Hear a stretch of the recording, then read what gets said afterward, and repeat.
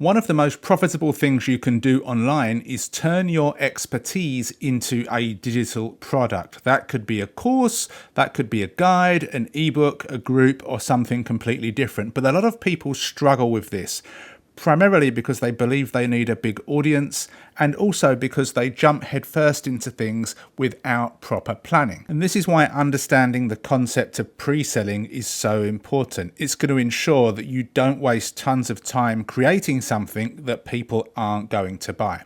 So I'm going to walk you through the 7 steps you need to follow to ensure that your digital product has a great chance of succeeding. So the first thing you really need to understand is what you have expertise in. And this is where a lot of people struggle. They have imposter syndrome. They think they've got to be the best at something in the world. But truly, you just need to be slightly better than a beginner to offer value to a specific group of people. So what is something that you can do? What is something that you have expertise in, knowledge in, experience in? And don't choose something primarily because you think it's going to make you the most money. And that's what a lot of people tend to do. They jump into the make money online niche, or they jump into the weight loss niche because they see people online talking about how profitable it is. But if you've not got experience in those areas, you're not going to come across well, and it won't be authentic, and you'll end up just lying to people to try and make a sale. Now, once you've identified your expertise, you need to transition to identifying your USP, or your unique selling point. And this is something that a lot of people struggle with. But in essence, it's one sentence that you need to be able to articulate clearly.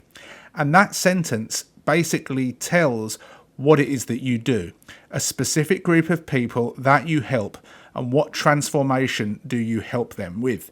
Everybody that buys a course or buys a product is doing so because they want a specific outcome. They're not really interested in your product's features or benefits. They're interested in how it can improve their life, how it can move them forward to a specific goal.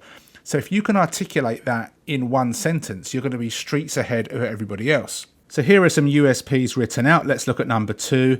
You might have an idea for an online cooking class for beginners. So your USP could be something like, I help beginner cooks go from feeling overwhelmed and intimidated in the kitchen to mastering basic cooking skills with confidence.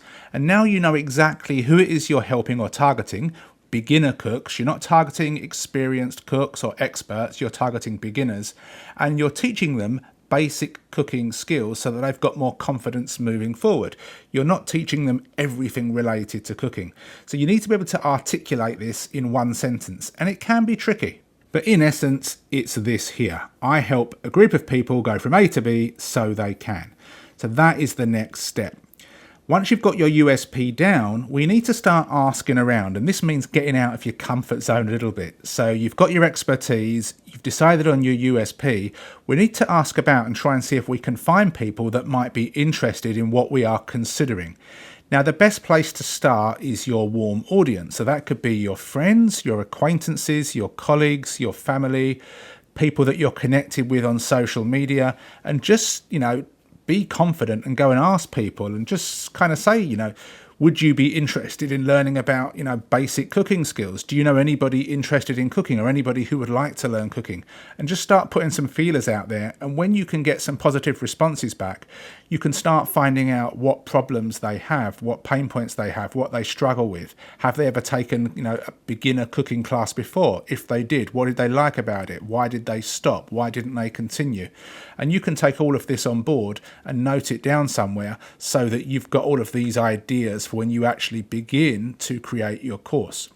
Now, if you can, I would really recommend that you send out a survey. Now, it's not always possible for everybody, but if you have an email list already, then you can create a survey using Google Drive. They've got a free system, and you can just put together 3, 4, 5, or however many simple questions that you want. Make it anonymous so people are more likely to be honest, and find out a lot more about them. Now, you can, ask for demographic information, but it's more important, I think, to put some feelers out there, get some psychographic stuff back, and just see if people would generally be interested. So if I had a list that was in some way, shape or form connected to lifestyle, healthy eating, cooking, weight loss, whatever that might be, something semi-connected, I can create a survey on Google Drive, and I can start finding out. And let me go and grab one to show you what I mean. So here's a survey that I sent out. I got 135 responses back. It was all about this topic of product creation. And the first thing I wanted to find out is what's stopping people from making a product, or if they'd attempted it, what did they find hardest? And this was multiple choice. People could check more than one thing.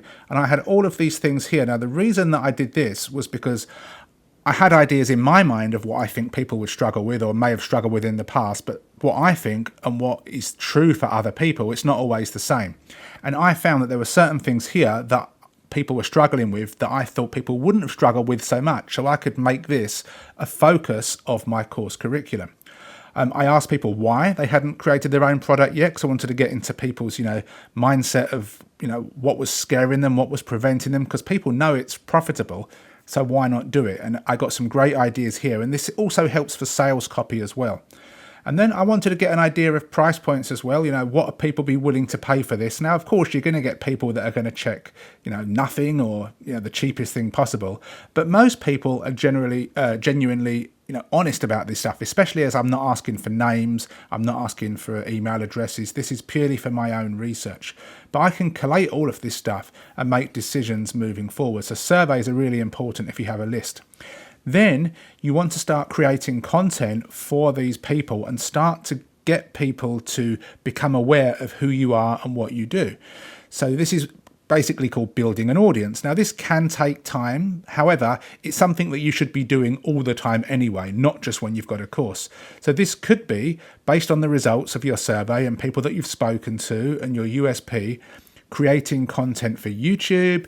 It could be sharing posts on social media, Facebook, Instagram, TikTok, Pinterest, wherever it is you want to hang out and wherever your audience are hanging out. And this is going to, make people aware, A, that you exist, and B, that you know what you're talking about. And then you can filter people either onto your email list or into a free Facebook group or some kind of community. And then you can create a beta version of your course or your product, and you can sell it at a reduced amount. You can get testimonials from people that have been through, and if they allow you, you can put this on your sales page. And once you've got all of this information, you may have made a little bit of money from this.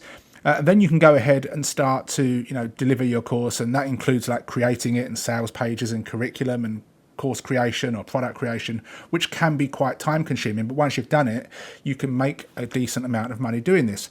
But if you jump straight into just creating a curriculum, start recording videos and writing ebooks and putting it all together and doing sales copy, and then you can't sell it, it's probably because people weren't interested in that in the first place. That wasn't related to their pain points, and you could have got rid of all of those problems and saved so much time by doing all of this, because expertise, USP, ask and survey is a super quick process. And then if you've got a list, you can then email these people out and encourage them to join the beta group. The audience generation thing is ongoing. That's something that never really stops.